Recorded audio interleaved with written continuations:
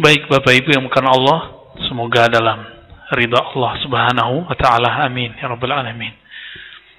Allah itu cukup mandang kita sesaat, tapi sesaatnya Allah bukan sesaatnya kita. Imam Sidi Ahmad Tijani menuliskan dalam kitabnya Al-Faid Ar-Rabbani, "Wa man yanzurullahu ilaihi lam yu'azzibhu." Allah kalau pandang seorang hamba sekali saja, sesaat saja, lam yu'azzibhu, dia tidak akan disiksa. Itu sebabnya hadis-hadis yang melarang sombong, hadis-hadis yang melarang kita melakukan sesuatu, lalu disebutkan Allah tidak pandang si fulan, Allah tidak pandang orang yang melakukan ini, tidak dipandang, itu artinya pasti disiksa. Jadi seumur-umur kita ibadah sekali saja dipandang Allah, itu udah cukup, Pak. Cuma kita kan nggak tahu, Pak, kapan dipandangnya. Kecuali Bapak ahli kolbu, ahli ruh, tahu saat dipandang oleh Allah Subhanahu wa ta'ala. Malam ini kajian yang membuat saya dihujat, Pak, banyak. Serius, saya sering dikirimin message oleh orang mengancam saya dengan neraka. Parah ente gitu ya. Ya, lebih ngerti neraka dia apa kita ya? Kita juga nggak merasa lebih mengerti sih. Yang lucunya itu orang-orang awam, nggak pernah nyantri, nggak pernah ngaji hadis, Sahih Bukhari, Sahih Muslim dengan detail, ngaji akidah dengan detail, itu berani ngancam ustadz. Nah, ini kemudian jadi PR kita nih, ya. Wah, ada yang mau nikah kali, Pak. Nah, sebelumnya mari kita baca surah Al-Fatihah, kita kirimkan untuk Nabi Muhammad SAW. Untuk pengarang kitab ini Syekh Ali Jum'ah, imam kita Ahlus Sunnah Abu Al-Hasan Al-Ash'ari, Abu Mansur Al-Maturidi, Abu Ja'far At-Tahawi, dan kepada imam akhir zaman. Begitu juga Sayyidina Balya ibn Mulkan Al-Khidir alaihissalam. Lahumul Fatihah. A'udzu billahi minasyaitonir rajim. Bismillah. Alhamdulillah. Ya na'budu wa iyyaka nasta'in. Shiratal ladzina an'amta 'alaihim ghairil dhalin. Amin. Kita masuk ke bab yang ketiga di buku terjemahan halaman 49 ya. Di buku aslinya nggak nyampe halaman segini. Salah satu karakter dari ajaran salafi adalah mengingkari taklid. Mengingkari taklid. Nah, sekarang kita definisikan dulu apa itu taklid. Apakah sama taklid yang kita fahami, yang ulama kita fahami dengan taklid? Kalau dulu kan debatnya NU Muhammadiyah, sekarang udah nggak masuk ya. Ya, udah nggak ada orang NU Muhammadiyah, udah nggak debat begini, Pak. NU Muhammadiyah sudah lewat perdebatan ini. NU sudah buat rumah sakit hari ini. NU sudah buat university hari ini. Seperti Muhammadiyah udah lebih dulu buat rumah sakit. Saya lama ngajar di rumah sakit Islam. Bertahun-tahun kita. Sampai kemudian ya udah nggak bisa lagi ya. Bentrok dengan jauh dari kampus. Begitu juga NU Muhammadiyah udah nggak repot-repot ngomongin ini mazhab apa nih, udah nggak repot lagi. Karena mereka sudah punya lembaga namanya Bahsul Masail di NU, lembaga tarjih di Muhammadiyah. Udah nggak ada urusan. Udah selesai. Tapi sekarang muncul lagi nih, perdebatannya mirip kayak tahun 70-an, 80-an, 90-an. Nah, bapak-bapak tahulah ya. Persis mirip lagi, cuma bedanya kalau dulu Kiai NU, Ustaz Muhammadiyah, sekarang yang ngaku ahlu sunnah dengan yang ahlu sunnah beneran gitu. Dulu mereka jelas organisasinya, sekarang enggak. Nama ahlu sunnah mereka ambil, lalu mengatakan inilah ahlu sunnah. Itulah sebabnya banyak kawan-kawan kita yang baru hijrah itu nyerempet ke sana, Pak, karena namanya membingungkan. Ini salah satu cara dakwah mereka ya. Apa taklid versi mereka? Taklid versi mereka mengikuti tanpa pengetahuan. Mereka sebut taklid buta. kepada seorang imam. Nah, itu sederhana itu definisinya. Mengikuti seorang imam atau ajaran-ajarannya dengan taklid buta. Jadi taklid itu diulang-ulang lagi. Secara bahasa Arab, taklid itu dari qallada yuqallidu taqlidan. Apa artinya? Mengikat. Jadi kalau saya mengikat sesuatu supaya dia ngikut saya atau saya terbawa olehnya, maka saya ikat badan saya ke sesuatu, lalu terikat. Kemana dia pergi, saya ke bawah. Namanya taklid, ya. Qallada yuqallidu taqlidan. Lalu dibedakanlah, persis seperti perdebatan ilmu Muhammadiyah dulu. Kami tidak taklid, kami ittiba. Ittiba siapa? Ittiba Allah dan Rasulullah dan salafus soleh. Begitu. Ketika kita kejar apa makna ittiba, oh ternyata tahu dalil ini HR Bukhari, hadis riwayat Bukhari. Itu yang disebut ittiba versi Salafi atau Muhammadiyah dulu waktu masih debat sama NU. Sekarang udah nggak begitu lagi ya. Tapi ini muncul lagi nih. Cukup tahu ini hadis riwayat Bukhari, Muslim, atau ini ayat berapa, itu sudah disebut naik dari taklid ke ittiba. Menurut siapa? Salafi. Makanya mereka nggak mau tahu. Yang penting search aja. Ambil dari website mana, share. Bagi mereka, begitu sudah disebut ittiba. Benar nggak? Ya, antum yang berhadapan terus di grup, ya kan? Jadi nge-share, nanti ada dalam kurungnya, ini kitab Syanu, ini perkataan Syekh Isul Islam Ibnu Taimiyah, ini hadis riwayat fulan. Mengetahui dalam kurung itu apa, riwayat siapa, itu sudah disebut ittiba versi Salafi. Kalau bagi kita yang bermazhab, mazhab kita apa Pak, masih ingat? Masa nggak ingat ya? Beneran nih mazhab Syafi'i? Serius, itulah enaknya Indonesia. Kalau di Arab sana, satu kota, satu desa, itu sudah banyak mazhab, Pak. Jadi beda desa udah beda mazhab. Orang kita ini kan patuh-patuh sama kiainya. Ya, santai aja, mazhab selesai. Mau diganti sekarang nih, mau ditukar. Sebenarnya nggak masalah sih, cuma caranya nggak fair.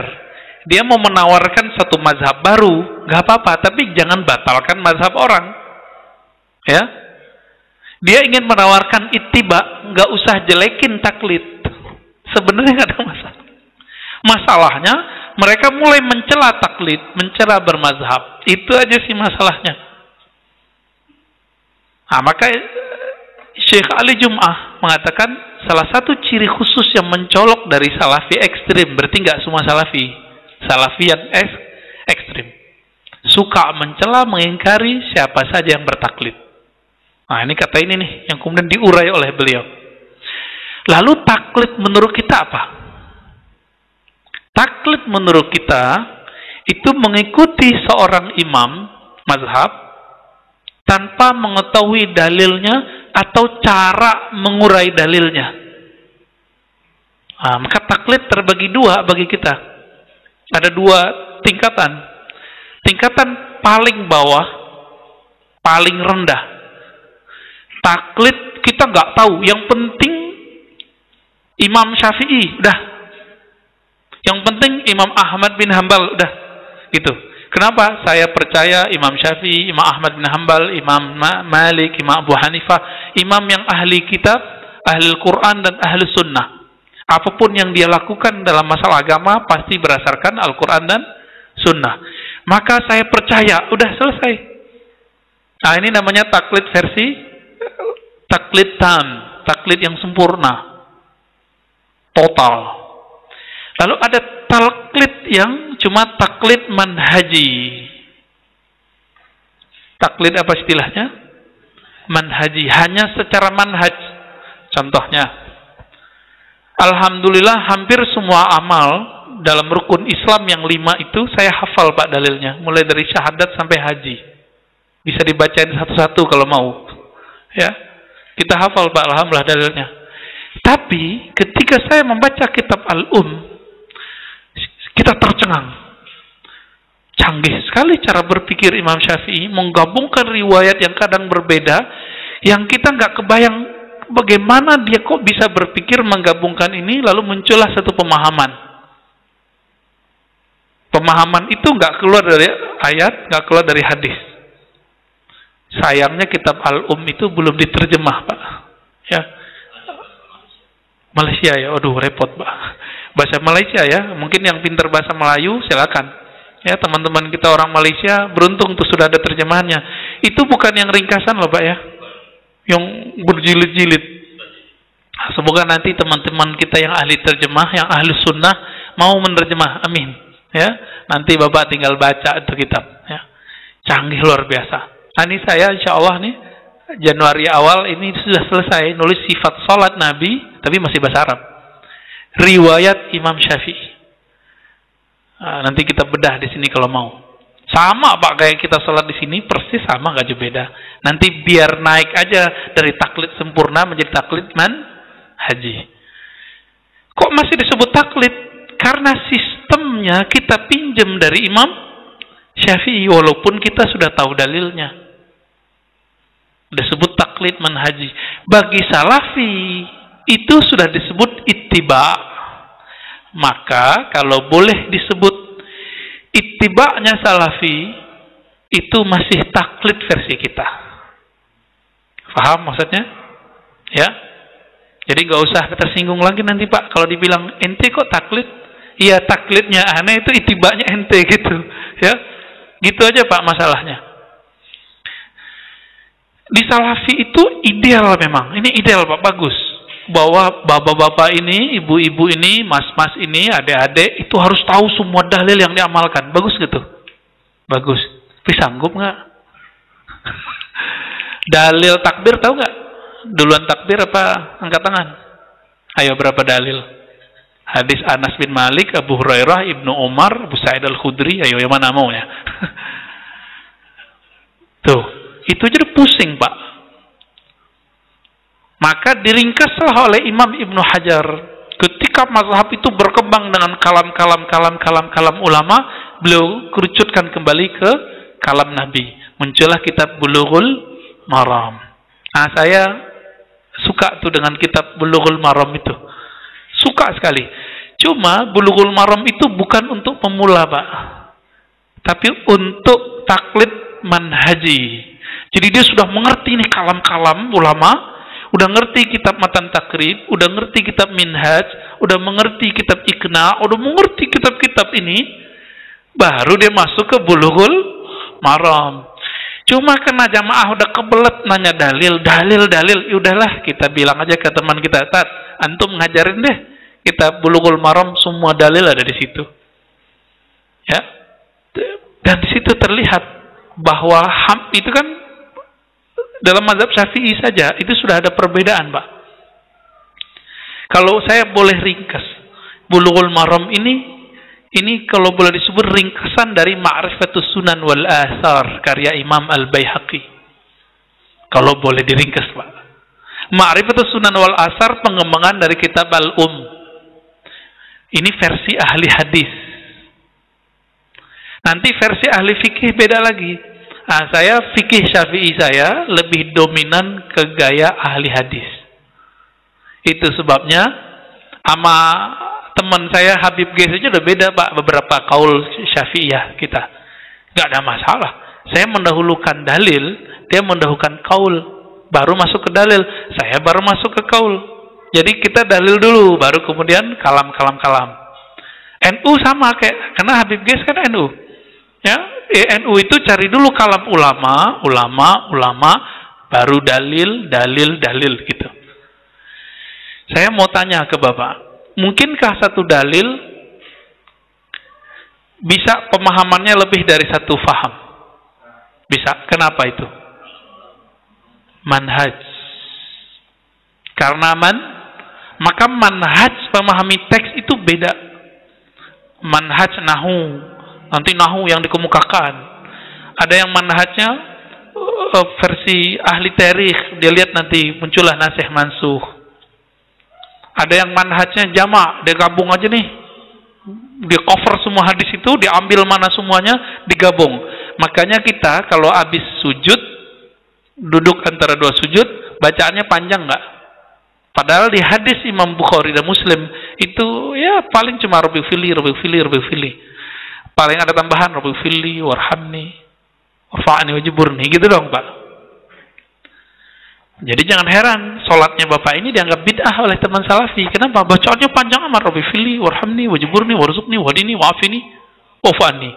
Ternambah lagi, wazawijni. Nikahin lagi aku ya Allah. Itu kacau lagi tuh. Itu 7. Bahkan di satu riwayat digabungkan oleh Imam Nawawi jadi 8 doa tuh. Ya, yang saya ingat kita ya dalam kitab Al-Majmu' beliau. Itu kan gabungan hadis. Kata mereka ini tidak benar. Loh, ahli fikih itu punya otoritas sendiri yang tidak dipunyai oleh ahli hadis. Ahli hadis ini punya riwayat 5 kepisah Pak. Ahli fikih itu boleh menggabungnya sesuai dengan otoritas yang dia punya. Gitu. Itu sebabnya kitab fikih sholat ahli fikih dengan kitab fikih sholat ahli hadis berbeda. Cuma yang enak dibaca versi siapa? Yang sudah rapi yang mana?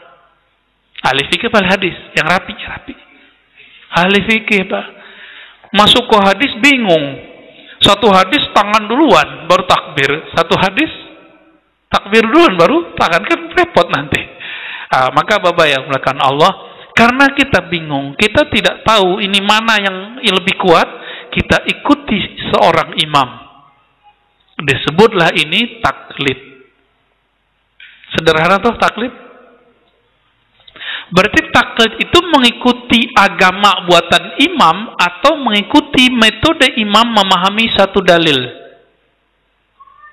Mengikuti imam dalam memahami satu dalil.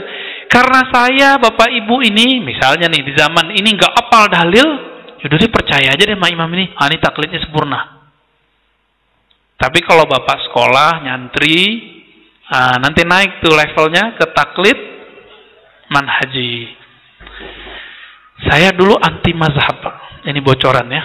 Lama dari semenjak SMP, sanawiyah, anti mazhab. Apa itu mazhab? Bid'ah. Lama kita ngomong gitu. Habis baca buku, dulu salah satu kakek kita di sana, ya satu suku dengan saya, beliau orang Muhammadiyah, baik banget ya. Saya sering ke perpusnya. Allah yarham, sudah meninggal beliau.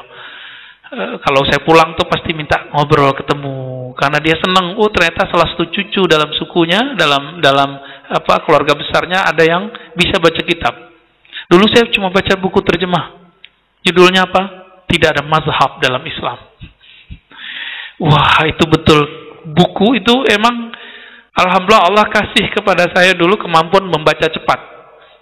Cukup dengan 2 kali datang ke dalam ruangannya, buku setebal ini saya selesai Pak. Lahap, lagi berdiri selesai. Jadi nggak perlu duduk. Cuma beberapa jam masuk. Masuknya itu nggak tanggung-tanggung. Semua yang ada di dalam itu saya telan. Sampai kemudian 2006 atau 2005 ya, saya ketemu dengan Syekhuna Syekh Hasan itu. 2006 lebih pas, pertengahan tahun. Bareng dengan Ustaz Rusdi. Ya. Bedanya saya kuliahnya lanjut, dia sibuk ngurusin pesantren ya. Apa kata beliau? Beliau ini hafal kitab Muwatta. Bayangkan, kitab Muwatta hafal. Saya udah pernah cerita sebelumnya ya. Imam Syafi'i hafal Muwatta. Apa kata beliau? Maziltu muqallidan hatta 'ala al-Bukhari fi tashihihi. Aku ini masih taklid bahkan kepada Imam Bukhari, bukan hanya ke Syafi'i, bahkan ke Bukhari aja aku taklid. Lebih tinggi mana derajat keilmuan Imam Bukhari apa Syafi'i? Jujulah Syafi'i. Karena Imam Bukhari berguru ke murid-murid Imam Syafi'i. Apa kata beliau? Aku ikut Imam Bukhari dalam mensahihkan hadis yang ada dalam Sahih Bukhari. Saya belum mudeng ini. Maksudnya apa ini? Kan udah sahih, apalagi yang ditaklidkan. Ternyata beliau bilang ini, kamu tahu nggak? Hadis yang di Sahih Bukhari itu diriwayatkan dengan silsilah sanad dari fulan, dari fulan, dari fulan, dari fulan, dari Nabi. Dari mana kamu tahu hadis itu sahih? Kita jawab, karena Imam Bukhari bilang itu sahih. Judul kitabnya kan sahih, Syekh. Ya kan? Judulnya apa? Hadis ya Pak, Al-Jami' As-Sahih Imam Bukhari. Judulnya sahih Kiai, judulnya sahih Syekh. Begitu. Ya beliau tersenyum lah. Ente tahu nggak cara Imam Bukhari dalam menentukan sahih satu hadis? Wah, mulai Pak, mulai rontok. Yang dulu saya baca itu mulai rontok. Iya juga ya. Kalau Imam Bukhari ketemu seorang imam, Imam Al-Humaidi, itu dia harus pastikan Imam Humaidi ini ketemu nggak dengan gurunya, Yahya ibn Sufyan ibn Uyainah. Karena apa? Karena Sufyan ibn Uyainah ini gurunya Imam Humaidi. Jadi Imam Humaidi berguru ke Syafi'i, Syafi'i berguru ke Ibnu Uyainah. Dalam beberapa event bertemulah Imam Syafi'i itu dengan Ibnu Uyainah ngajak Al-Humaidi, masih muda, masih remaja. Jadi dia ajak jadi asistennya, jadi muridnya. Maka dalam fikih dia berguru ke Imam Syafi'i, dalam hadis dia berguru ke gurunya Imam Syafi'i. Harus dipastikan juga nih Ibnu Uyainah ini ketemu nggak dengan orang setelahnya, orang sebelumnya, Yahya Al-Ansari. Ya Al-Ansari terus, sebutin riwayatnya nanti Bapak pusing pingsan mantar. Lengkap, tahun wafatnya kapan, kualitas hafalannya bagaimana, pernahkah dia melanggar adab-adab seorang ahli hadis. Harus ditentukan semuanya. Baru Imam Bukhari mengatakan, oh orang ini sezaman. Sezaman ketemu. Tidak hanya ketemu, tapi juga bersohbah, bergaul. Baru disebut sahih. Maka sahihnya Imam Bukhari disebut dengan mazhab tasahih Bukhari. Mazhab pensahihan Imam Bukhari. Beda nggak dengan Imam Muslim? Beda Pak. Imam Muslim yang penting orangnya sezaman, nggak mesti orangnya bergaul lama. Bapak nih ketemu sezaman sama saya, tapi nggak pernah ngaji sama saya. Oleh Imam Bukhari hadisnya dhaif. Oleh Imam Muslim yang penting sezaman. Berarti mungkin ketemu, mungkin ngaji, sahih. Dua imamnya udah beda, guru sama murid.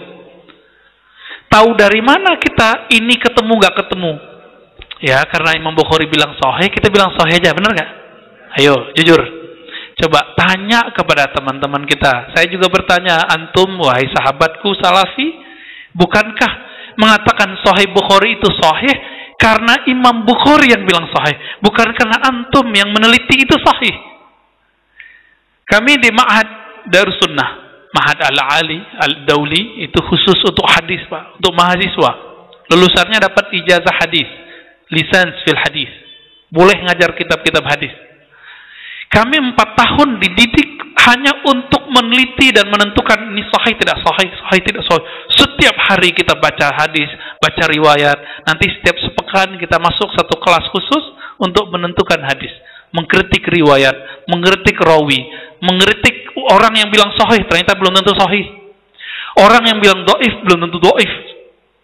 Itu kita kritik semua. Alhamdulillah Allah berkahi. Ya. Bertahun-tahun kita kemudian bergumul dengan itu, ya ada kejenuhan juga Pak. Kan itu ilmu alat, ilmu hadis itu ilmu alat, bukan ilmu maksud. Dia cuma perangkat, bukan tujuan. Yang tujuan tuh ilmu fikih, ilmu akidah, ilmu tasawuf. Itu ilmu tujuan tuh. Nah perangkat ini dibutuhkan untuk ulama, yang bukan ulama. Kalau baru nggak usah. Itu mau baru kan? Taib. Jadi kita taklid nggak kepada Imam Bukhari dalam menentukan Sahih Bukhari? Hatta Syekh bin Baz, hatta Syekh Utsaimin, Salafi, itu taklid kepada Imam Bukhari. Inilah makna Imam Syafi'i ngomong, idza sahhal hadis fahuwa mazhabi. Jika hadisnya sahih, itu mazhabku. Sahih menurut siapa? Menurut Imam Syafi'i. Ternyata Imam Syafi'i punya kriteria sahih sendiri. Semua yang ada dalam kitabnya, dalam itu menurut beliau sahih. Menurut beliau, karena itu mazhabnya. Tidak mungkin Imam Syafi'i memasukkan hadis yang menurut beliau tidak sahih. Sahih itu ada ragamnya, Pak, nggak mesti nyambung. Ada yang terputus, mursal namanya, tapi diperkuat oleh mursal yang kedua. Ribet tuh masuknya. Jadi seorang ahli fikih, ahli hadis, ketika digabung, nah itulah Imam Syafi'i orangnya. Ya, kita kan fikih dikit, hadis dikit, ya. Nah, khususnya saya, Allah lebih lama taruh saya di hadis, Pak. Maka untuk fikih saya tidak begitu mendalami. Karena fikih saya udah saya ceritain tadi, fikih ahli hadis. Jadi kadang-kadang sering tabrakan juga sama teman-teman NU, ya. Dalam masalah furu nggak ada masalah sih. Kadang-kadang tabrakan juga dengan Muhammadiyah, ya nggak ada masalah. Itu masalah furu, beda-beda tipis. Kita saling-saling maklum aja. Saya juga kadang beda sama Habib Gis, beda sama Ustaz Rusdi. Nggak ada masalah. Bahkan saya beda juga dengan guru saya. Boleh nggak? Ya boleh. Imam Syafi'i beda sama gurunya kok. Yang penting tahu posisinya, di mana dia boleh berbeda. Berbedanya bukan menghina. Ini kalau menghina hilang keberkahannya. Ya, saya tidak pernah tuh dapat kitab kalam Imam Syafi'i meremehkan Imam Malik, nggak ada. Nggak ada satupun, Pak. Maka Allah berkahi mazhab Imam Syafi'i sampai hari ini. Apakah kebayang Imam Syafi'i? Mazhab Syafi'i dipakai di Masjid Al-Isra, Jalan Winong, ya bener ya? Nggak kebayang Imam Syafi'i. Kenapa? Karena beliau tulus mengembangkan mazhab, bukan karena pengen terkenal. Ya, beliau tulus saja. Ya Allah, ini hadiahku untuk umat. Maka umurnya pendek kan? 150 lahir, 204 wafat. Umurnya berapa berarti? 54. 54 sudah wafat. Tapi umur ilmunya sampai hari ini kita sudah dapat. Beliau nulis buku umur 25-an, Pak. 25, 30 udah nulis buku. Jomblo-jomblo. Jadi jomblo yang produktif lah ya. Apalagi bapak-bapak yang sudah matang ini. Matang ubannya, Pak.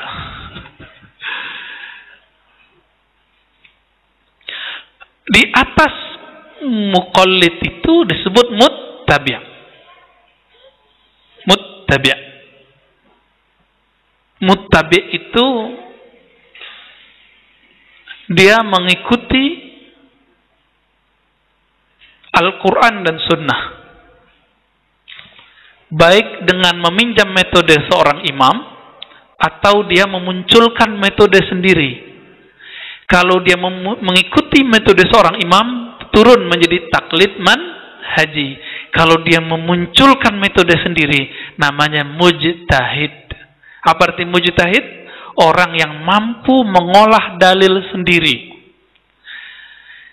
Bayangkan, Pak, orang baru nih rahasia kita nih ya, ngeliat mereka. Mereka baru hijrah, sekolah umum, terus sekarang bilang, gak boleh taklid, langsung ittiba. Gimana tuh, Pak? Kiai 30 tahun ngabdi di pesantren, nyantri bertahun-tahun, sampai sekarang Kiai bilang apa? Saya masih taklid, gitu. Tiba-tiba yang baru 3 tahun hijrah, bahkan 3 bulan hijrah, terus bilang apa? Gak boleh ikut Imam Syafi'i. Karena Imam Syafi'i berkata, la tuqalliduni, jangan taklid kepadaku. La tuqallidu Malikan wala Thawri ya. Siapa lagi itu, banyak lah ya. Jangan taklid ke Imam Malik, jangan ke fulan, jangan ke fulan. Dikunukil lagi kalam Imam Ahmad. Mereka ini berbicara ke siapa? Yang meriwayatkan kalam ini siapa? Muridnya atau orang-orang umum? Muridnya. Kalau yang jadi murid Imam Syafi'i, kelasnya kelas siapa, Pak? Mau tahu nih murid Imam Syafi'i? Tuh, ada namanya Imam Rabi' Al-Muzani. Ada Rabi' Al-Muradi. Tuh, udah 2 tuh Rabi'ani. Yang kedua, yang ketiga Al-Buwaiti. Al-Buwaiti. Ada lagi Al-Qarabisi, yang kemudian polemik dengan temannya Ahmad bin Hanbali. Ini murid Imam Syafi'i semua. Al-Humaidi, guru Imam Bukhari, dalam hadis pertama Sahih Bukhari, innamal a'malu binniyat, Ishaq bin Rahawayh. Banyak Pak, mau diterusin? Pingsan lagi ntar. Apalagi sebutin nanti tarikh wafatnya kapan. Waduh ya. Ini beliau ngomong ke orang-orang ini, jangan taklid kepadaku. Levelnya level siapa? Level guru Imam. Semua tadi itu gurunya Imam Bukhari. Imam Bukhari ngaji ke Humaydi, ngaji ke Imam Ahmad, ngaji ke Imam Ishaq. Maka di Sahih Bukhari, haddatsana Ishaq atau haddatsana Ibn Rahawayh itu banyak Pak, atau Rahuyah. Paling banyak Ishaq dan atau Ibn Rahawayh, paling banyak di sono. Humaydi cuma beberapa. Gimana tuh Pak? Ya, mampus kita kalau kita bilang saya nggak taklid. Waduh, kacau kita Pak, sombong sekali engkau ya. Jadi saya khawatir orang yang mengatakan tidak taklid itu pertama nggak mengerti makna taklid apa. Yang kedua, memang dia sombong gitu. Kita nggak tahu yang mana nih. Semoga yang pertama.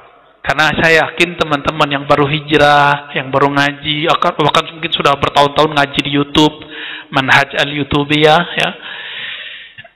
Antum ngaji di sana, oke, silakan, nggak apa-apa. Ya, itu juga taklid kok ke manhaj, namanya Manhaj al-Yutubiyah. Masa untuk mengaji ke ustadz harus dicek dulu, ada nggak ustadznya di YouTube? Kan teman kita yang ada yang di YouTube jadi diremehkan Pak. Teman kita yang nggak masuk ke YouTube banyak yang lebih alim dari kita, terutama di fikih banyak sekali yang alim, akidah banyak yang alim, tapi mereka mastur, mereka tersembunyi. Jadi nanti kalau berguru di sini jangan yang ada di YouTube Pak, nanti salah niat tar, ya, nggak sahih nanti niatnya. Baik.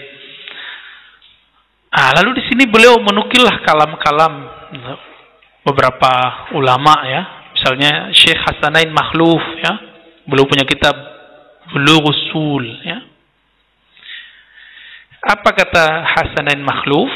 Ini beliau ulama tahun 90-an ya, abad 1900-an, berarti abad 20. Jadi ketika kita ikut seorang imam, bukan ikut agama baru buatan imam itu, tapi kita percaya bahwa imam ini nggak keluar dari Al-Quran dan Sunnah. Itu maksudnya, nggak lebih dari itu. Yang paling lucu apa? Anak-anak muda baru ngaji, bahkan ada bapak-bapak sebagian, lebih dikit ya, mengatakan begini, dalil itu hanya Alkitab dan Sunnah. Ini benar nggak nih? Ayo, yang udah ngaji fikih di sini, usul fikih, dalil cuma Alkitab dan Sunnah, benar nggak? Ternyata ada ijma. Ada qiyas. Sholat tarawih 20 rakaat itu pakai ijma Pak. Karena nggak ada di Quran, nggak ada di hadis. Ya kan? Apalagi boleh berzakat dengan beras, bahkan dengan fulus, itu ke qiyas. Zakat fitrah. Nggak ada di Quran, nggak ada di sunnah. Boleh nggak di Quran berzakat dengan ATM? Itu ada nggak? Atau pakai mobile banking? Udah bid'ah amat tuh Pak. Ulama kita paham, ini namanya wasail, bukan maqasid. Ini cuma perangkat. Yang penting maksudnya nyampe. Orang berzakat dianterin manual atau kirim transfer, mana Pak orang pilih sekarang? Transfer tuh kan, mata duitan. Kita udah survei Pak, setiap kali pengajian itu saya tanya ke bapak-bapak, kamu pilih beras apa duit? Semua sepakat, D, Ustaz, D. Duit. Gak mau dia B, Pak. Padahal B besar kan. Lalu dinukil juga di sini kalam Imam Syatibi ya, di halaman 652. Imam Syatibi ini sering mereka dalam tanda kutip kalam-kalamnya diperkosa. Apalagi nih istilahnya nih. Jadi Imam Syatibi ini diimagekan anti kepada taklid. Padahal beliau bermazhab Maliki secara manhaj, bukan kaul. Jadi dia taklid juga, tapi taklidnya manhaji. Jadi taklid manhaji ini boleh disebut ittiba, karena itulah ittiba versi orang yang anti taklid. Kalau begitu para kiai taklid nggak Pak? Kalau versi mereka, kalau mereka mengerti sebenarnya kiai itu gimana? Ayo. Ini saya kasih bocoran, Pak. Dalil itu ada yang berupa nas riwayat. Itu dikumpulkan oleh ahli hadis. Ada yang berupa pemahaman dirayat. Dikumpulkan oleh ahli fikih. Maka kitab fikih itu adalah dalil sebenarnya. Karena dia ringkesan dari dalil-dalil ahli hadis. Bahkan ahli hadis nggak mengerti ini apa yang diriwayatkan kecuali dibaca kitab ahli fikih. Jadi membaca kitab fikih sudah sama dengan membaca dalil. Bocoran keduanya, kabar gembira. Nah, Bapak ini kan pada taklim makiyahnya masa kecil kan, memorinya masih itu. Dalil itu di kitab atau di dada para ulama. Di mana? Yang benar. Di dada ulama, maka al-ilmu fis sudur la fis sutur. Apalagi fil YouTube ya. Ilmu itu di dada, Pak, mengalir dalam diri seorang alim. Maka ketika dia beribadah, dia pasti beramal dengan dalil. Fiilnya, perbuatannya ulama sebenarnya dalil. Kalau ulamanya mengerti Al-Quran dan Sunnah. Itulah pendapat Imam Malik mengatakan amal ahlil Madinah. Di mazhab Maliki, Imam Syafi'i nggak masukin. Ini kita lihat nih mazhab Imam Malik, mazhab yang lebih tua, mazhab salaf, manhaj salaf yang lebih tua. Beliau mengatakan jika orang Madinah sebelum saya beramal dengan suatu amalan, itu adalah hujjah, dalil. Imam siapa? Malik. Karena dulu nggak ada pesantren, Pak. Jadi kalau sekarang gimana? Sekarang enak. Pesantren itu, ini bocoran berikutnya, Pak. Kenapa kita harus bahagia? Indonesia surganya pesantren. Saya punya guru di Lebanon, ya, Syekh Amin Salim Al-Kurdi. Punya guru orang Mesir, orang Suriah. Nggak ada yang namanya pondok pesantren, nggak ada. Ada sekolah aja. Madrasah, ma'had biasa. Nggak ada, Pak, nginep, ngaji, dibimbing, nggak ada. Bahkan Universitas Islam di Madinah itu, yang sering kita dengar teman-teman kita tamatan sana, itu cuma tinggal di asrama, nggak disantriin, nggak. Tradisi santri itu tradisi ulama Indonesia. Gimana tuh? Masih main-main sama Islam Indonesia. Jadi Islam Indonesia ini original kevalidannya itu sangat tinggi. Sangat-sangat tinggi. Bapak jalan-jalan ke pesantren-pesantren tradisional di Banten, ya, di Jawa Tengah, di Jawa Timur, sampai ke Lombok, itu mereka apal, Pak, kitab Matan Takrib, ya. Orang Saudi itu bingung, kok ada orang di dunia hafal Matan Alfiyah. Mereka kalau mau anaknya hafal, dikirimlah ke Mauritania, ke Maroko. Maghrib atau Mauritania, kan dulu disebut Marok, ya, Maghrib. Dikirim ke sono, supaya hafal kitab Matan Alfiyah, perangkat membaca Al-Quran dan Sunnah, ya, ilmu bahasa. Teman-teman kita mah itu mah sambil tiduran dia lepas, beres sama dia. Dibaca dari belakang juga bisa. Bisa dites, Pak. Dites. Antum yang tamatan Madinah atau tamatan Mesir, tapi tidak pernah nyantri seperti nyantrinya teman-teman kita di Jawa, di Banten, di Jawa Tengah, Jawa Timur, itu lebih jago dia. Saya sampai sekarang itu bingung, Pak, karena saya nggak pernah nyantri di Jawa kecuali setelah saya kuliah. Dulu ngalong, ya, dulu ngaji di Surau, ngajinya belagu, langsung ke Ihya Ulumuddin, langsung ke Hikam. Jadi umur 12 tahun saya sudah ngaji Hikam. Kan kebalik. Kalau di Jawa orang ngaji alat dulu, puncaknya ngaji Hikam mah Ihya. Di Lirboyo, tuh di Jombang, ya, di Lasem. Siapa nih, Gus Baha itu juga, ya, di mana tuh? Ya, itu mereka dibalik, ilmu perangkat dulu. Di kampung saya dibalik, saya ngaji kitab begitu dulu baru belajar perangkatnya. Makanya ketika ke Jawa saya kaget-kaget. Ya Rob, ini orang kok hafal Alfiyah, ya?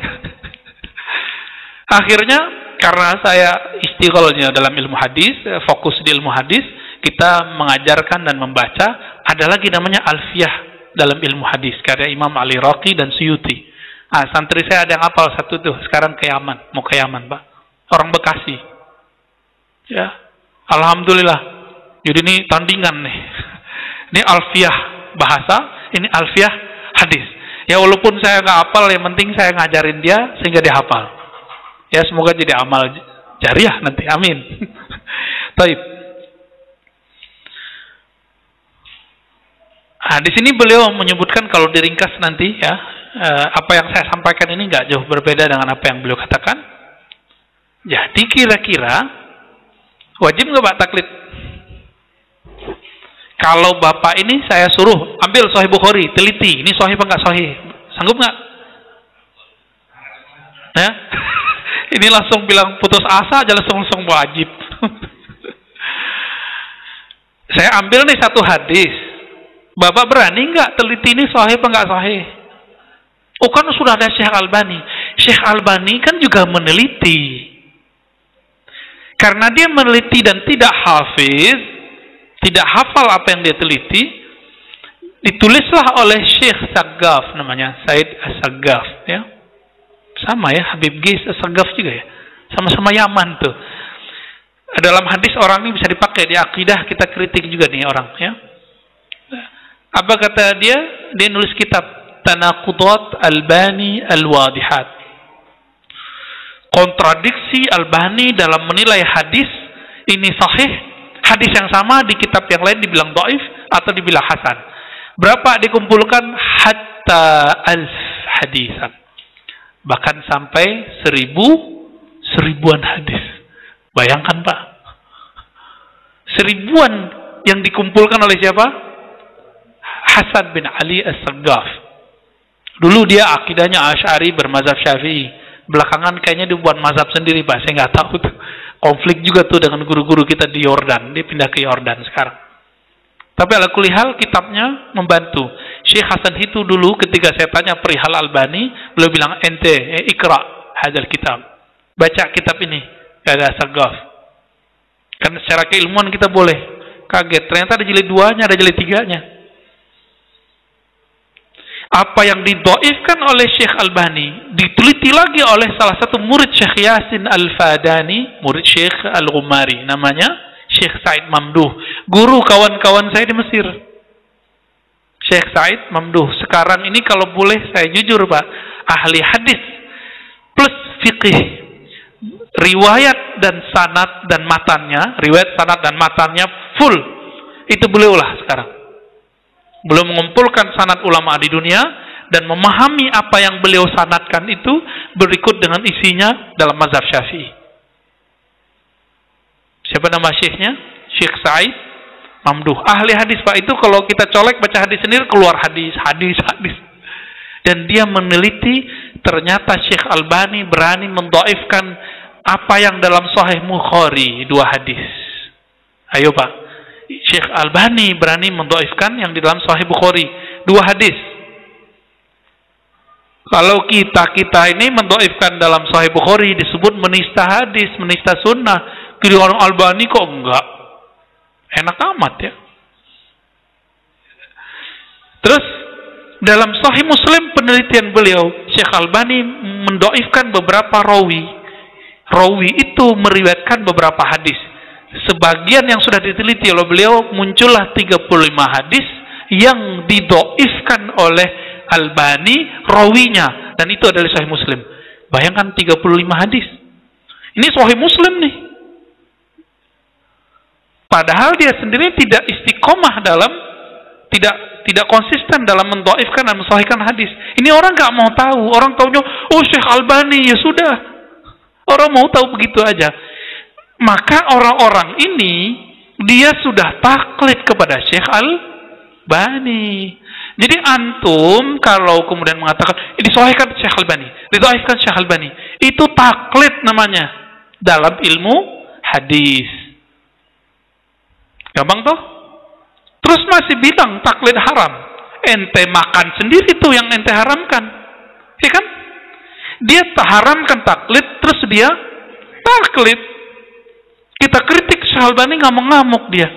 Coba bayangkan, kita kasih tahu kepada ayuhal ikhwah salafiyah, teman-temanku salafi, sahabatku salafi, sebagaimana antum tersinggung ketika kami mengkritisi Syekh Albani, begitu juga kami tersinggung ketika ente mendoifkan, mengkritisi mazhab imam kami Syafi'i, mazhab imam kami Asy'ari dan Asy'ariyah.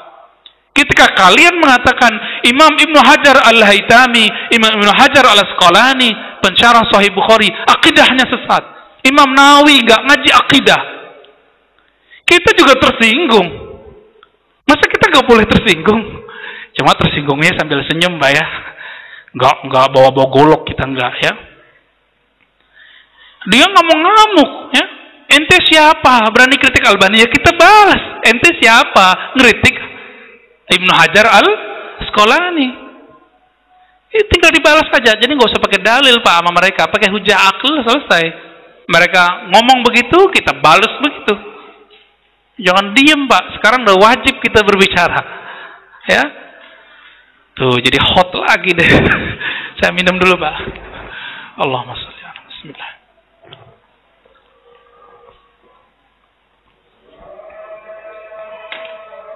Ya, silakan azan dulu.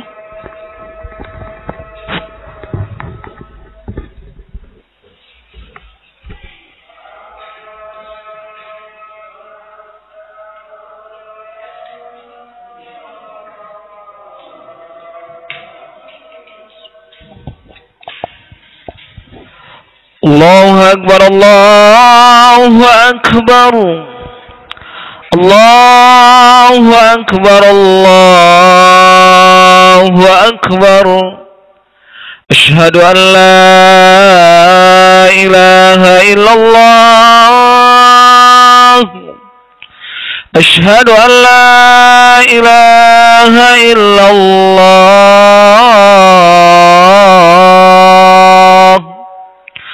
Asyhadu anna Muhammadar Rasulullah. Asyhadu anna Muhammadar Rasulullah.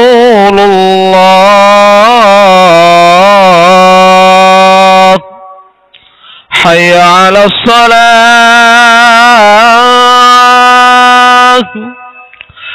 حي على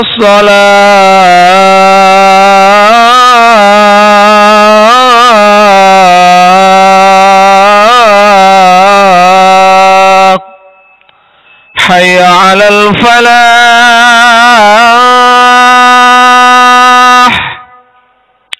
حي على الفلاح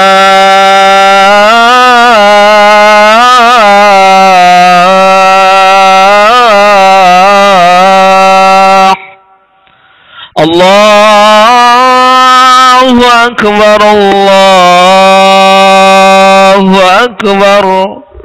La ilaha illallah. Allahumma rabb hadhihi wa ati sayyidina Muhammad.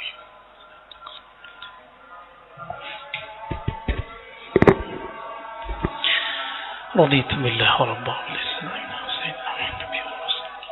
Alhamdulillah. Baik, kita lanjut. Bapak Ibu yang makan Allah, ikhwan akhwat fillah. Jadi kalau memang bahas bagian begini, emang kadang-kadang darah kita naik ya. Tapi seru Pak ya. Ada asiknya, ada lazahnya. Cuma yang begitu jangan lama-lama, yang sering-sering ya. Yang sering-sering yang begitu. Imam Syatibi yang sering dipakai oleh mereka untuk membantah taklid, ternyata Imam Syatibi dalam halaman 52 apa kata beliau? Perkataan seorang imam mujtahid. Mujtahid ini yang sudah bisa mengolah hukum sendiri. Itu sama dengan dalil syar'i bagi pengikutnya. Bagi orang awam. Apa analognya? Bapak ini walaupun bisa nonton siapa tuh dokter herbal itu di YouTube ya, yang dulu Hembing Pak, yang sekarang kan ada lagi. Kalau Hembing dia bukan dokter, dia murni kedokteran tradisional ya, Ziad ya. Oke. Ya saya lupa deh namanya ya. Bapak tonton itu terus tiap hari, terus baca 1000 jurnal. Boleh nggak nanti mendiagnosa penyakit sama menentukan obat? Boleh nggak? Loh kenapa nggak boleh? Kan udah nonton. Ayo, boleh nggak? Serius? Bener nih, buka praktek besok ya. Kalau Bapak buka praktek, boleh nggak nanti saya berobat? Hah? Gratis mati Pak. Ketika dihadapkan dengan kode etik seorang dokter, kena nggak? Kena. Kenapa? Mal praktek. Nah inilah sekarang mal ijtihad ini muncul Pak. Mal ijtihad muncul. Kenapa? Dia bukan ahli ijtihad, terus dia bilang haram taklid. Ya, di situ kenanya mereka. Antum ini baru hijrah nih, baru tobat. Terus ngaji di YouTube, atau ngaji Ustadz, ngaji pakai kitab. Terus sekarang bilang, gak boleh taklid. Sama seperti itu kasusnya. Orang ini mal praktek ijtihad. Kalau dia sadar, kalau dia nggak sadar ya semoga Allah ampuni. Ya, itu aja sih Pak kalam kita. Apa dalilnya bahwa mengikuti mujtahid itu, kata Imam Syatibi ini ya, sama dengan dalil, mengikuti dalil. Dalilnya surat An-Nahl ayat 43. Fas'alu ahlaz zikri in kuntum la ta'lamun. Tanyalah, ikutilah ahli ilmu jika kamu tidak berilmu. Karena saya bukan dokter, saya ikutin dokter dong. Saya dokter nih Pak. Kalau saya sakit, saya boleh ngobatin diri sendiri nggak? Serius? Antum main boleh-boleh aja nih. Saya bukan dokter, saya dokter. Ketika saya sakit, boleh nggak saya ngobatin diri sendiri? Diagnosa. Terus bilang obatnya ini. Boleh nggak secara ilmu kesehatan? Nggak boleh. Walaupun gelar saya dokter. Karena dokter saya bukan di bidang kesehatan. Kesehatan fisik. Tapi kesehatan berpikir Pak. Itu ya. Jadi Bapak kalau bermasalah cara berpikirnya tentang beragama, bawa ke saya, beres insya Allah. Tapi kalau bermasalah badannya, jangan minta air putih sama saya, nggak sembuh-sembuh nanti. Kecuali lagi datang ahwalnya, doanya lagi makbul. Sembuh. Ya, muncul itu sering Pak, beberapa kali ada teman kita, anaknya nggak nikah, udah jadi, udah deket-deket, batal, udah lamaran, batal. Keluar masjid saya dicegat. Ustaz, afwan Ustaz. Loh, kenapa nih? Ada apa nih? Wajahnya kok melankolis gitu. Anak saya ini udah begini nih, udah ceritain semuanya. Tapi saya merinding saat itu. Seakan-akan ada perintah dalam hati. Kasih dia satu doa. Dalam Al-Quran, doanya Nabi Musa. Rabbi inni lima anzalta ilayya min khairin faqir. Baca 100 kali tiap malam. Tapi saya bilang kirim Fatihahnya untuk Syekh Syatiri gitu. Saya bilang gitu ya. Gitu perasaannya, ijazah yang muncul. Diamalkan Pak, nggak nyampe sebulan jadi tuh anaknya. Besok-besok datang lagi orang. Saya ingat, oh kayaknya ayatnya ini deh. Lu udah lupa ayatnya. Kita kasih Pak, sampai sekarang belum nikah-nikah deh. Ahwalnya lagi nggak datang, kira-kira begitulah ya. Apa dalilnya Bapak Ibu ini nggak wajib berittiba kalau nggak sanggup? Dalilnya banyak di Quran, surah Al-Baqarah ayat terakhir. La yukallifullahu nafsan illa wus'aha. Tidaklah Allah membebani seorang diri, seorang jiwa jika dia tidak sanggup, kecuali sesanggupnya saja. Kira-kira begitu ya maknanya. Lalu beliau membahas tentang pendapat ulama ya di halaman 54. Bermazhab itu mesti satu atau boleh pindah-pindah? Ini kan banyak yang nanya kan, sebelum antum nanya udah dijawab duluan di sini halaman 54 sama 55. Ulama kita beda pendapat. Ya, mesti satu mazhab aja atau boleh pindah-pindah nih. Maka ada dua aliran di situ. Ada aliran Imam Mahalli, Syafi'iyah juga. Ada aliran imam yang lain yang mengatakan kalau Imam Mahalli bilang harus satu, imam yang lain enggak. Orang awam itu mazhabnya adalah mazhab gurunya. Gurunya kan banyak. Kalau gurunya 4 mazhab, ya 4 mazhab sudah. Bapak boleh pindah-pindah, Pak. Ini kabar gembira sebenarnya dari beliau. Jadi ternyata Bapak ini orang awam bebas, Pak, milih imam. Tuh, saya yang nggak bebas. Saya kalau udah tahu satu mazhab, satu manhaj, kalau belum mengerti manhaj yang lain, saya harus pakai manhaj yang saya mengerti aja. Wajib hukumnya bagi saya, Pak. Kalau Bapak nggak wajib. Maka bagi orang awam yang tidak fokus ngaji fikih, ngaji hadis, cukup nanti ikuti saja dulu di antara ulama Ahlus Sunnah bersanad. Saya seroknya sama Syekh Fulan, yaudah ikut. Kata Syekh Ali Jum'ah, hadza huwa sahih. Inilah yang sahih. Ini yang benar. Ya, pendapat kedua yang lebih kuat. Pendapat pertama itu mungkin cukup untuk tempat-tempat yang sudah mapan mazhabnya. Mungkin Indonesia dulu termasuk ya. Dulu, Pak. Sekarang kan sudah dimobardir lagi ya masalah Salafi kan. Maka kita harus tampilkan bahwa mazhab Syafi'i itu beragam. Saya ditegur oleh Syekh Badi Sayyid Al-Laham, beliau ahli hadis, ahli fikih juga. Ngajarin waktu itu ilmu hadis sama ilmu fikih kepada kami. Hasyiah Ibn Qasim, kemudian Tadribur Rawi, lalu hafalan Arba'in, semuanya itu saya terangkan ke beliau. Beliau mengatakan, antum ya, idza qara'tum al-mazhab kullaha mazhaban wahidan, satajid al-mazahib kullaha fiha. Ya, ente kalau baca satu mazhab aja, baca semua perdebatan yang di dalamnya, nanti ketemu semua perdebatan yang ada di mazhab seberang. Berarti kita ini kalau serius saja di mazhab Syafi'i, kita ketemu, Pak, nanti ulama yang mengatakan sentuhan sama istri nggak batal. Ada. Nah, saya pakai itu.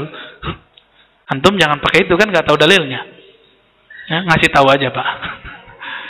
Tapi hatalan sampai sekarang harim saya, istri saya, kalau saya sentuh dia ulang wudu. NU soalnya.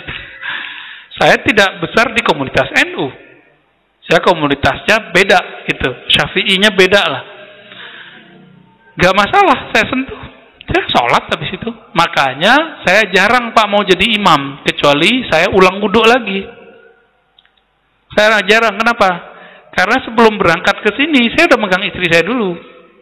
Tuh, kita kasih tahu, Pak, ya. Makanya aneh nggak mau antum jadi makmum. Ya. Walaupun saya punya hak jadi imam misalnya. Kenapa? Khawatir nanti merusak keyakinan orang di belakang. Apalagi saya sudah cerita ini. Ya kan? Kecuali saya biasanya wudhu dulu nih. Ah, itu kalau antum tawarin jadi imam pasti langsung ke depan situ. Ya. Nah, itu rahasianya kenapa saya jarang jadi imam. Baik. Nah, lalu di sini di halaman 57 beliau bercerita tentang bantahan orang tentang dalil itu cuma 2. Ya, orang bilang dalil cuma 2. Nah, dibantah sama seperti jawaban kita tadi. Ternyata dalam ilmu usul fikih dalil banyak, lebih dari 2. Maka slogan-slogan ma qalallahu wa rasuluhu batil, ya, yang mengatakan hanya kalam Allah, hanya kalam Rasulullah, ini kalam sahih tapi maksud dia batil. Maksud dia batil. Kalamnya sahih enggak? Inilah perkataan Sayyidina Ali ketika membantah mereka. Perkataan Ibnu Mas'ud ketika membantah Khawarij. Jadi Ibnu Mas'ud, Ali bin Abi Thalib ketika membantah Khawarij. Kalamnya sama. Ibnu Mas'ud waktu itu membantah bibit-bibit Khawarij. Apa kata Sayyidina Ali? Ya. Kalamul haq yuradu bihil batil. Kalamnya benar. Ma qalallahu wa rasuluhu. Kalam Allah, kalam Rasul. Benar enggak nih? Benar, mengikut kalam Allah, ikut kalam Rasul. Tapi kalam ini mereka giring untuk meruntuhkan mazhab. Padahal mazhab itu adalah isinya kalam Allah dan kalam Rasul. Walaupun disebutkan Imam Syafi'i berbeda dengan Imam Fulan, itu bukan imamnya yang beda, imamnya ketemu dalil yang berbeda gitu. Atau antum membayangkan Imam Syafi'i itu berkalam bukan dengan hadis Nabi. Pernah gak kepikiran itu? Wah, tuduhan besar itu, Pak. Buhtanun azim. Tuduhan besar itu. Hati-hati. Ya, yang paling konyol apa, Pak? Tidak boleh ikut Syafi'i, ikut Bukhari aja. Dan kita sudah bantah itu berkali-kali. Kenapa? Imam Bukhari murid dari muridnya Imam Syafi'i. Ya, masih mau ngomong gitu lagi? Ya, sudahlah ya. Nah, kira-kira begitu, Pak. Nah, penjelasan beliau nih, hujah-hujahnya di sini ada, termasuk kalam Imam Syafi'i tadi ya. Jika ini sahih, pasti itu mazhabku. Menurut mereka, kalau Imam Syafi'i ngomong idza sahhal hadis fa huwa mazhabi, jika hadisnya sahih itulah mazhabku, itu sahih menurut Albani menurut mereka. Ini hadisnya sahih nih menurut Albani, pasti ini nanti jadi mazhab Syafi'i. Enggak. Ini sahih menurut Imam Syafi'i. Banyak kok hadis yang sahih menurut Imam Syafi'i, tidak sahih menurut Bukhari. Banyak, Pak. Bahkan sebaliknya juga ada. Hadis yang sahih menurut Imam Bukhari, nggak sahih menurut muridnya Imam Muslim. Contoh, mau tahu contohnya? Hadis mengenai kewalian. Man adali waliyan faqad azantuhu bil harb. Hadis qudsi. Siapa yang memerangi waliku, aku nyatakan perang. Itu hadis menurut Imam Muslim itu tidak sahih. Tapi beliau tidak pernah katakan itu. Beliau cuma tampilkan dalam kitabnya hadis-hadis tentang kewalian, tapi nggak muncul hadis ini. Tapi Imam Bukhari tampilkan hadis itu. Syekh Albani tertipu dengan penilaian ulama mengenai rawi yang ada di situ. Dikira Imam Bukhari nggak mengerti kualitas rawi itu, keadaan rawi itu. Dia dhaifkanlah ini hadis. Padahal hadis ini sudah dicek oleh Imam Bukhari, hadisnya sahih. Gitu. Ya, kalau ada orang bantah Bukhari, walaupun selevel Albani, ya sama kayak orang mau meruntuhkan gunung tapi pakai hammer, pakai pacul. Gunung, Pak, segera itu dia mau hancurin, ya dia yang hancur, ya dia yang hancur. Nah, inilah yang mau kita ingatkan. Berdasarkan ini, Bapak Ibu yang makan Allah, jadi untuk kita, bukan untuk mereka, karena mereka sudah punya ustadz sendiri, imam sendiri. Kita tidak perlu terganggu jika mereka mengatakan tidak boleh bertaklid, bermazhab, ya. Karena imamnya sendiri nggak ngelarang bermazhab. Syekh bin Bas nggak ngelarang bermazhab, Pak. Beliau hanya memakruhkan orang taklid buta. Kok nyampe ke yang sekarang-sekarang berani bilang bermazhab nggak boleh? Ini imamnya siapa coba ya? Imamnya Al-Hantui, imam hantu. Ya. Syekh bin Bas itu di Maju' fatwanya mengatakan boleh bermazhab, tapi tidak ada kewajiban mengikuti 4 mazhab, dia bilang gitu. Nah, di sini dia main. Jadi dia cuma mengatakan tidak ada kewajiban mengikuti 4 mazhab. Bagi kita, bagi ulama aneh yang belakangan yang belajar usul fikih, wajib mengikuti salah satu imam mazhab. Nah, ini yang pendapat yang kuat menurut saya. Karena kita nggak kuat sekarang. Kecuali di bab muamalat, kita boleh mengikuti mazhab-mazhab yang baru.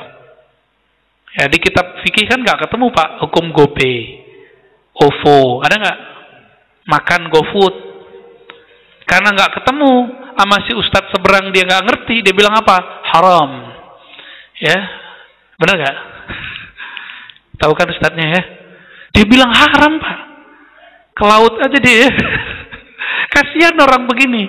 Betapa sempitnya dia memahami perkara fikih. Ini fikihnya bukan fikih ibadah, fikih muamalah. Kok dikait-kaitkan sama riba? Jauh. Riba jelas haram. Kalau yang begini belum tentu riba. Anti riba, anti fulus. Karena fulus dari bank. Bank adalah sumber riba. Dia Kalau ngajar dapat gaji, dapat honor, bentuknya apa? Fulus, ya, mengharamkan apa yang bukan gitu. Memakan apa yang dia haramkan, menerima apa yang dia haramkan. Kan kasihan tuh. Taib. Ini udah 41 aja nih, Pak. Ya, terserah antum mau sampai kapan. Udah. Ya. Boleh nggak apa-apa, saya waktunya panjang. Silakan ada pertanyaan, silakan.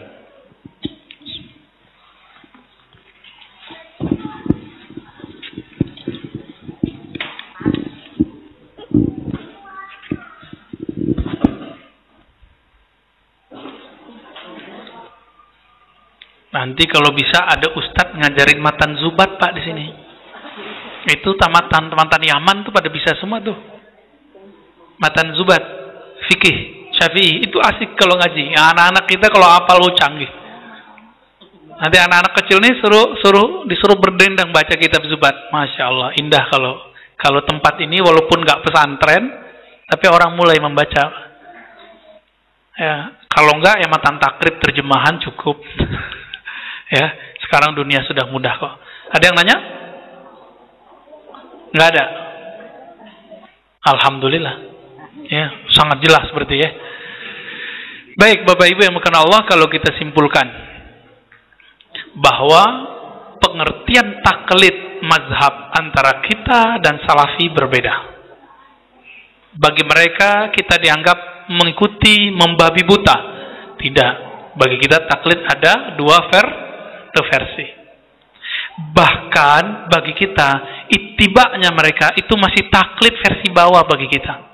Karena mereka tahu teksnya, dalilnya, tapi tidak tahu cara mengolah dalil yang disebut manhaji.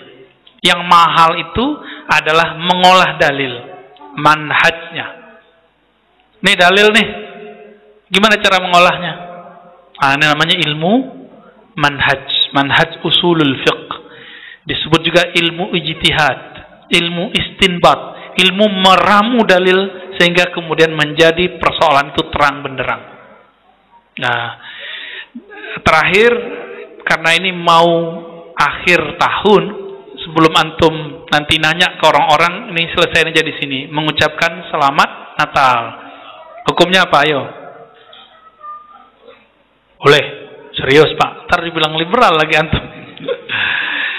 Mengucapkan selamat Natal harus didefinisikan dulu. Jadi cara ahli fikih menjawab persoalan, definisikan dulu persoalannya. Natal, apa arti Natal? Maulid, kelahiran. Kelahiran siapa? Kelahiran Isa bin Maryam atau Isa ibnullah? Kalau yang dimaksud Isa bin Maryam, maka boleh Pak mengucapkan selamat Natal. Tapi kalau yang dimaksud Isa ibnullah, baru jadi perdebatan panjang, kita hindari saja. Karena ada implikasi tauhidnya. Perdebatan ini bukan perdebatan saya, ini perdebatan ulama Saudi, hanya minoritas sedikit. Selebihnya ulama di dunia itu membolehkannya, karena masuk ke bab Isa bin Maryam, kemudian masuk ke bab muamalat. Bab muamalat, dalilnya apa? Surat Al-Mumtahanah ayat 8, 9, 10. Boleh berbuat adil, boleh berbuat baik kepada non-muslim selama mereka tidak mengusir kita dan tidak berbuat zalim kepada kita, mengeluarkan kita dari negeri kita. Itu boleh. Itu sebabnya di Mesir mereka bukan 25 Januari, tanggal 6 atau 7 Januari, 25 Desember, tapi tanggal 6 atau 7 Januari. Itu ulama itu datang ke sana, utusan ke Koptik, gereja Koptik, sekedar mengatakan selamat kelahiran Isa bin Maryam. Gitu Pak bahasanya. Ya. Dalilnya ada di surat Maryam, ya. Nabi Isa mengatakan selamat atasku pada hari aku lahir, gitu. Jadi ini bukan masalah liberal nggak liberal, ini masalah fatwa murni. Jadi tolong diingat-ingat, ini bukan masalah liberal, plural, enggak ada urusan itu. Itu masalahnya kita memahami ini versi akidah atau versi muamalah. Kalau versi akidah harus jelas Ibnullah atau Ibnu Maryam. Kalau Ibnu Maryam aman. muamalat. Jika mereka tidak jahat kepada kita, maka sebatas mengucapkan selamat kelahiran Nabi Isa bin Maryam, maka ulama kita mayoritas itu membolehkannya. Mayoritas. Jadi ini bukan kalam saya. Tapi karena kita orang Indonesia, mayoritas Muslim, kita bukan pejabat, bukan direktur. Perlu nggak ngucapin selamat Natal? Ya nggak perlu, Pak. Kecuali Bapak punya tetangga gitu ya. Kalau tetangga bisa, kalimatnya umum aja, selamat ya, gitu. Nggak usah bilang selamat Natal, gampang. Ya, biar nggak terjebak.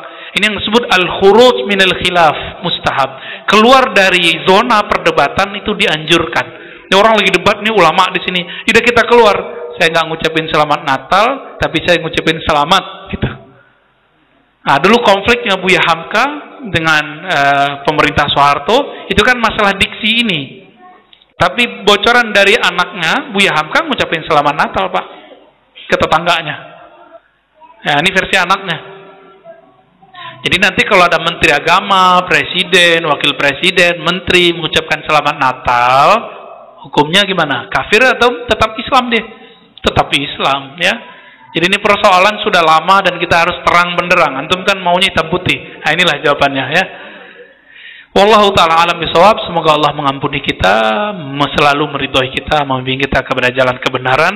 Saya bukan orang paling benar, hanya berusaha mencapai kebenaran Allah Subhanahu wa taala. Nas'alullaha ar-rasyad ila sabilil haq.